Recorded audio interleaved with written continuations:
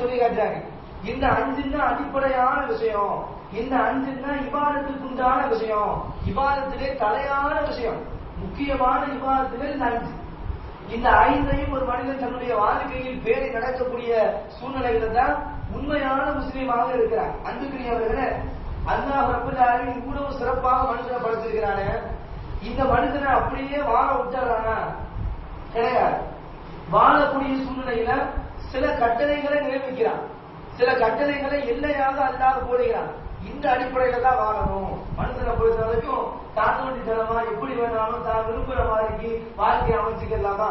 ஒரு மனுஷன் இருக்கிறான், மார்க்கத்தை தெரியாம, அல்லாஹ்வை பத்தி தெரியாம, அல்லாஹ்வுடைய தூதரை பத்தி தெரியாம தண்ணி அடிக்கிறான், தம் அடிக்கிறான், இப்படி எல்லாம் ஒரு மனுஷன் இருக்கிறான் அப்படின்னு சொன்னா இப்படி எல்லாம் வாழ்வதற்கு அல்லாஹ் ரப்பல் ஆலமீன் விட்டுகிறானா? கிடையாது. ஒரு சட்டத்தை போறான், ஒரு எல்லையை போறான். அந்த எல்லைக்குள்ள, அந்த சட்டத்துக்குள்ள கட்டுப்பட்டு தான் நடக்கணும் அப்படின்னு சொல்லி ஒரு மார்க்கத்தை அணுகிறான். என்ன மார்க்கம்? இஸ்லாம். இந்த இஸ்லாத்தை அல்லாஹ் ரப்பல் ஆலமீன் ஒரு கட்டளையாக வச்சு, ஒரு எல்லையாக வச்சு, அதுக்கு கீழே தான் இருக்கணும் அப்படிங்கிற ஒரு சட்டத்தை நியமிச்சுட்டு அல்லாஹ் சொல்லக்கூடிய வாழ்க்கை தெரியுமா? இப்படி யாரு இஸ்லாத்துக்கு உண்டான அளவுக்கு கட்டுப்பட்டு அல்லாஹ்வை தொழுது வணங்கி இபாதத் பண்ணி ரசூலுல்லாஹ் என்ன சொன்னாங்க தன்னுடைய வாழ்க்கையை எடுத்து நடந்து இப்படி யாரெல்லாம் தன்னுடைய வாழ்க்கையை ஒரு கட்டுக்கோப்பா வச்சுக்கிட்டு போறாங்களோ அவங்களுக்கு அல்லாஹ் என்ன வாக்கு கொடுக்கிறான்? என்ன வாக்கு கொடுக்கிறான்? என்ன வாக்கு கொடுக்கிறான்? யாருக்கு கட்டுப்பட்டு உலகத்துல தாந்தோண்டித்தனமா இல்லாம அல்லாஹ் சொல்ற மாதிரி, அல்லாஹ்வுடைய தூதர் சொல்ற மாதிரி வாழ்க்கையை அமைச்சுக்கிட்டு போறாங்களோ அவர்களுக்கு அல்லாஹ் கொடுக்கக்கூடிய வாழ்க்கை என்ன? சொர்க்கம். இந்த சொர்க்கங்கிறது சும்மா கிடைக்கிறது கிடையாது. சொர்க்கத்தை அல்லாஹ் எல்லாத்துக்கும் வரவங்க வாங்க, சொர்க்கத்துக்கு போறவங்க எல்லாம் போயிட்டாங்க அப்படின்னு சொல்லிவிட்டு அல்லாஹ் ரப்பல் ஆலமீன் சொர்க்கத்தை படைக்கல. இந்த உலகத்துல கஷ்டப்பட்டோம் அப்படின்னு சொன்னா, இந்த உலகத்துல சிரமப்பட்டு அல்லாஹ் வணங்கி ஒரு குறுகிய காலம், எத்தனை வயசு வாழ்ந்துட போறோம்? ஒரு 60 வயசு வரையும் வாழணுமா? 61 வயசு இறந்து போய்தான் ஆகும். அப்படிதானே? 80 வயசு 100 வயசு வரையும் வாழ்வோமா? 101 வயசு இறந்து போய்தான் ஆகும். அப்ப குறிப்பிட்ட ஒரு கொஞ்சோண்டு காலம் தான். அந்த காலத்துல நாம வந்துட்டு இபாதத் பண்ணி கொஞ்சம் கஷ்டப்பட்டு கொஞ்சம் வாங்கி இருந்துட்டோம் அப்படின்னு சொன்னா மறுமையில அல்லாஹ் நிரந்தரமான ஒரு வாழ்க்கையை கொடுக்கிறான். அதுதான் என்ன வாழ்க்கை? சுவன வாழ்க்கை. இப்படி இல்லாம அதெல்லாம் முடியாதுங்க. அல்லாஹ் சொன்னாரா நம்முடைய வாழ்க்கையில கடைபிடிச்சு நடக்க முடியுமா? ரசூலுல்லாஹ் சொன்னாங்கன்னா நம்முடைய வாழ்க்கையில முடிஞ்சிருமா?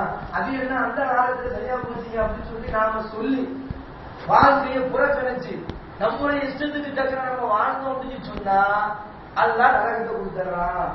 இது ஒரு அடிப்படையான ஒரு விஷயம். இந்த விஷயத்தை நம்ம புரிஞ்சுக்கிட்டோம் அப்படின்னு சொன்னா நம்முடைய வாழ்க்கையில புராண ஹதீஸை நம்மால பின்பற்ற முடியும். அன்புக்குரியவர்களே, ஒரு நாள் இல்லை என்றால் நிச்சயமா ஒரு நாள் மௌத்தா போகும். அப்படிதானே? இந்த உலகத்துல நான் மௌத்தா போக மாட்டேன் அப்படின்னு சொல்லி யாராலும் சொல்ல முடியுமா? அப்படி சொல்றத நம்ம என்ன சொல்லுவோம்? வைத்தியம். அப்படிதானே? ஒருத்தர் நான் இந்த உலகத்துல நான் மௌத்தாவே போக மாட்டேன், நான் வாழ்ந்துகிட்டே இருப்பேன் அப்படின்னு சொல்லி ஒருத்தர் சொன்னா நாம என்ன சொல்லுவோம்? அடே உனக்கு என்ன பைத்தியமான பிடிச்சிருக்குது, ஏன்டா அப்படின்னு சொல்றேன்னு நம்ம கேட்போம். ஏன்? எல்லாரும் ஒரு நாள் மௌத்தா போய் தான் ஆகணும். மனுஷன் மட்டும் கிடையாது, எந்த ஒரு உயிரினமா இருந்தாலும் சரி ஒரு நாள் எழுதிஞ்சோம் மரணிச்சே ஆகணும் என்கிற ஒரு அடிப்படையான விஷயத்தை மனிதன் புரிஞ்சிருக்கிறார். ஆனா அந்த மரணத்திற்கு பின்னால் நம்முடைய நிலைமை அதை யோசிக்கல. இறந்து போனதுக்கு அப்புறம் நம்முடைய நிலைமை என்ன? மௌத்தா போறோம், கபர்ல கொண்டு வச்சிடறாங்க, வச்சதோட முடிஞ்சிச்சா?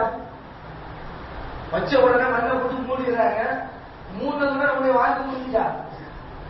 கிடையாது. நம்முடைய வாழ்க்கையினுடைய முக்கியமான பகுதி அங்கதான் ஆரம்பிக்குது. நம்முடைய வாழ்க்கையினுடைய முக்கியமான பகுதி எங்க ஆரம்பிக்குது?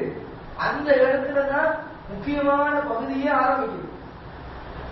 இறந்து போனதுக்கு பிறகு பெருமானார் ஸல்லல்லாஹு அலைஹி வஸல்லம் சொல்றாங்க, கபர்ல கொண்டு அடக்கிறதுக்கு பிறகு நிகழக்கூடிய சம்பவங்கள் எல்லாம் இஸ்லாமிய மார்க்கம் சொல்வதை போல எந்த ஒரு மதமும் சொல்றது கிடையாது.